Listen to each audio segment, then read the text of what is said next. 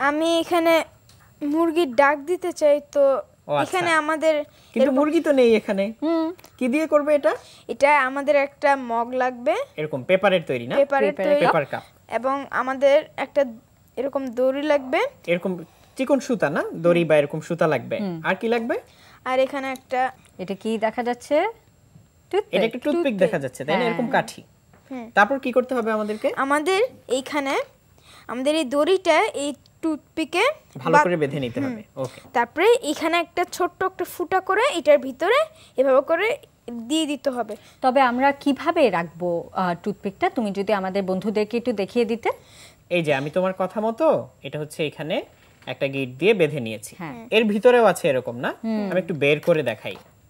এই যে এর ভিতরেও একটা কাঠিতে এরকম করে সুতা বাঁধা। আমরা কিন্তু লম্বা লম্বি ঢুকিয়ে সাইডওয়েজ রেখেছি। হ্যাঁ, তার কারণ হচ্ছে আমি যদি এই কাঠিটা না বাঁধতাম তাহলে টান দিলেই তো সুতাটা বের হয়ে যেত।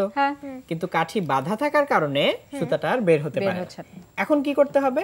এখন আমাদের একটু হাতে পানি নিয়ে আমাদের এইভাবে করে টান দিতে হবে। ওকে।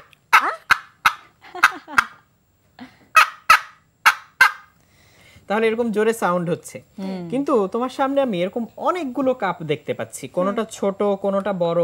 এরকম কেন? এটাতে কেমন হয়? হ্যাঁ, এটাতে তো অনেক জোরে হচ্ছে, তীক্ষ্ণ আসছে, অনেক বেশি জোরে হচ্ছে সাউন্ড বড়টাতে। আবার দেখাও তো, অনেক জোরে হচ্ছে। আর ছোটটাতে দেখি তো আবার। আরে অনেক তীক্ষ্ণ সাউন্ড হচ্ছে, অনেক তীক্ষ্ণ একটা। আর বড়টা দিয়ে এই সাউন্ডটা কিন্তু একটু লাউডার শোনাচ্ছে না? হ্যাঁ, আর ফ্রিকোয়েন্সি একটু কম মনে হচ্ছে, তাই না? একটু ভারী একটা সাউন্ড। আর ছোটটাতে হচ্ছে একটু তীক্ষ্ণ সাউন্ড হয়। আর এই মাঝারিটাতে তাহলে কেমন হবে? এটা রাইদা কি করে দেখতে পারবে? হ্যাঁ, দেখো তো এটাতে কেমন সাউন্ড হয়। আঙ্গুলটা ভিজিয়ে নিচ্ছি পানিতে। আর ইয়াফি তুমি বড়টাতে করে দেখাও। রেডি? হ্যাঁ, রেডি। দেখাও। ইয়াফি কি তাহলে ওই ছোটটাতে করে দেখাতে পারবে? করো তো। দেখো তো কি রকম হয় সাউন্ডটা।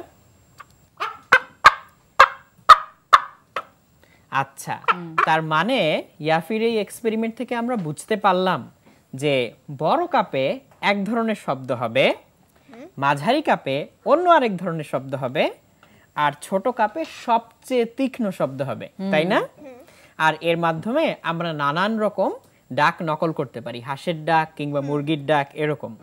তাহলে এই এক্সপেরিমেন্টের মাধ্যমে আমরা আসলে কি করলাম? আমরা আসলে শব্দ তৈরি করলাম। কোত্থেকে? আমরা এখানে যান্ত্রিক শক্তি থেকে শব্দ শক্তি তৈরি করেছি। আর আমরা নিশ্চয়ই সবাই জানি যে শব্দটা যে জায়গা থেকে তৈরি হয় সেখান থেকে বাতাসের মাধ্যমে আমাদের কানে এসে পৌঁছায় এবং আমরা শুনতে পাই। আচ্ছা ইয়াফি, তুমি কি আমাদেরকে আরেকটা জিনিস বলতে পারবে যে যদি আমাদের এখানে কোনো বাতাস না থাকতো তাহলে কি আমরা এই সাউন্ডটা একদমই শুনতে পেতাম? না, কখনোই না। তার মানে সাউন্ড শুনতে পাওয়ার জন্য বাতাস খুবই জরুরি, তাই না? আচ্ছা, তোমাকে তাহলে আরেকটা প্রশ্ন করি। তুমি তো দেখেছো যে অ্যাকুরিয়ামের ভিতরে মাছ থাকে, তাই না? মাছ কোথায় থাকে? অ্যাকুরিয়ামের ভিতরে। কিসের মধ্যে থাকে? পানিতে। পানিতে। তুমি যদি বাইরে টোকা দাও তাহলে মাছ কি শব্দ শুনতে পাবে? হ্যাঁ, পাবে। কেন? কারণ মাছের তো পানি আছে, পানির মাধ্যমে সে শব্দটা শুনতে পাবে।